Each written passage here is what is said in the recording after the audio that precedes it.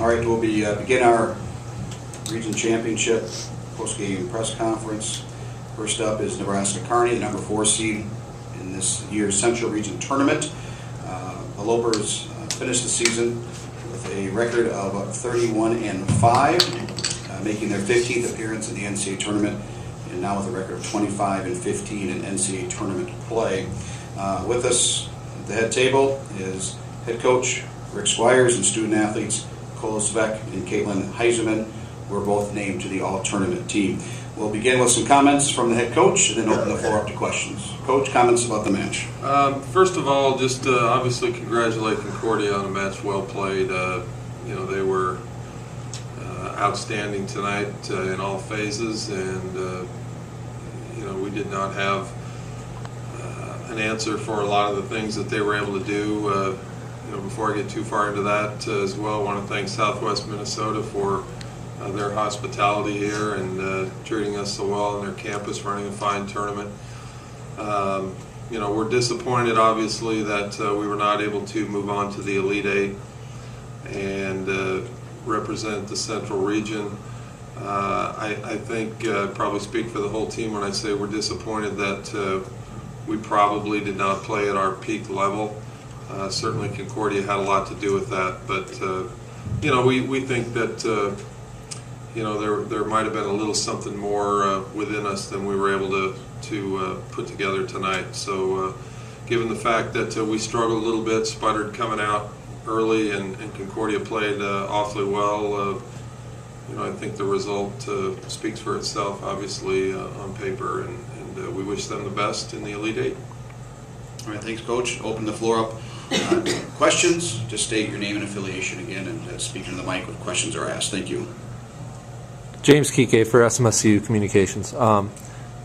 Coach, talk about what you've learned from your team. Obviously, a great season, 31-5. Over the course of the season, what did you learn about your team? This is one of the most outstanding teams that I've had the privilege to coach, and that's why I'm disappointed for them.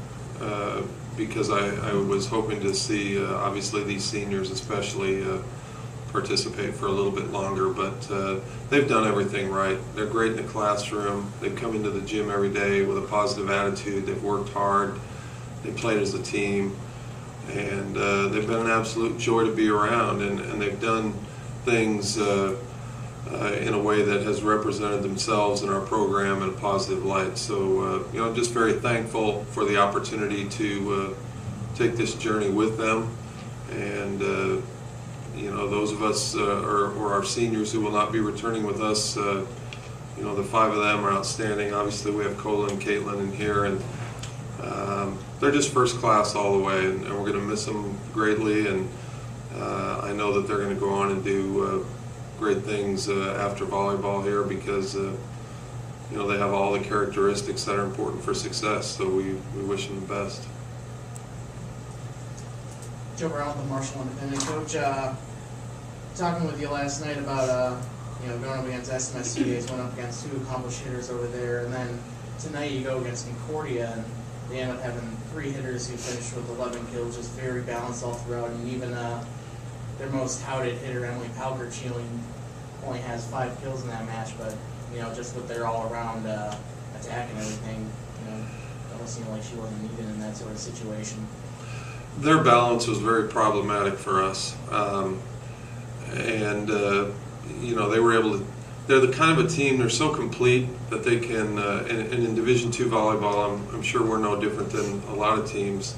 There are usually matchups that can be exploited somewhere, and when you have as much balance as they do, and their setter did a tremendous job. She was very deceptive, hard to read, and they just went both directions with the ball, pin to pin. They always found a good matchup, and they've got terminators on their side of the net. They've got 5 hitters who can put the ball away, and last night it was a little easier to predict who was going to try to hurt you than it was tonight, and I think that gave us all kinds of trouble. And they were in system a lot because they passed well, and like I said, their setter was good. And then they have hitters who you're just not going to dig very often because they just flat out bring it. So that's why they're good.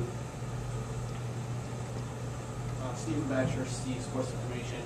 talking about the big hitters, there's a lot of times during the match that balls were set off the net or, kind of free balls, rally, stuff like that. And it seemed that Concordia would take big swings on the ball, and you guys are kind of more tentative, a lot of roll shots, tips, stuff like that. Just kind of talk about that. No question. Whenever the rallies turned into scramble plays and things got hectic, I thought they dealt with that a little bit better than we did. And I don't know if we were a little tight maybe early or we didn't have enough success in the first 5 or 10 points to kind of settle in and relax. But we got behind early and pressed a little, and then I think we were a little cautious about taking the big swing. Sometimes that's harder to do when you're down 4, 5, 6 points, and they were able to do that. And there were other times when it just seemed like they would pull a ball up from the dead and turn it into a kill and do that at just the right time that really kind of took the wind out of our sails. So again, credit to them. I've seen them play enough to know that that's not uncommon. They do that quite a bit. And for one of the players, whoever wants to answer it, just again like last night, you get the second set where you guys start coming way close, but end up kind of losing in heartbreaking fashion a little bit.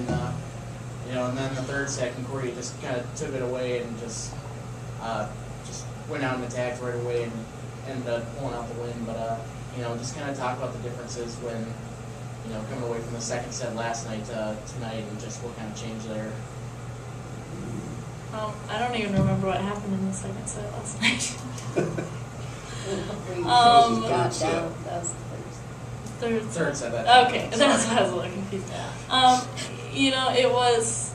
It was frustrating last night, but there was in that third set, there wasn't a doubt in my mind that we were still good to go. And tonight, we had confidence in each other, and I think we still played with our hearts. It wasn't falling for us, and that was the most frustrating part. Is you play against a team like that, and obviously it's going to be frustrating at some point. Whether it's in game 2, we had things going, we had momentum, stuff like that, and yet it was hard to get the balls to fall on their side. We were working hard every rally, and so to lose game 2 was obviously pretty tough. But I'm not mad with how we fought that game whatsoever, and that's what we talked about, was leaving it on the floor. And when you get down 2-0, it's obviously hard to get things going into game 3. You get really tight, start thinking about the game, and so I think that's just what happened tonight.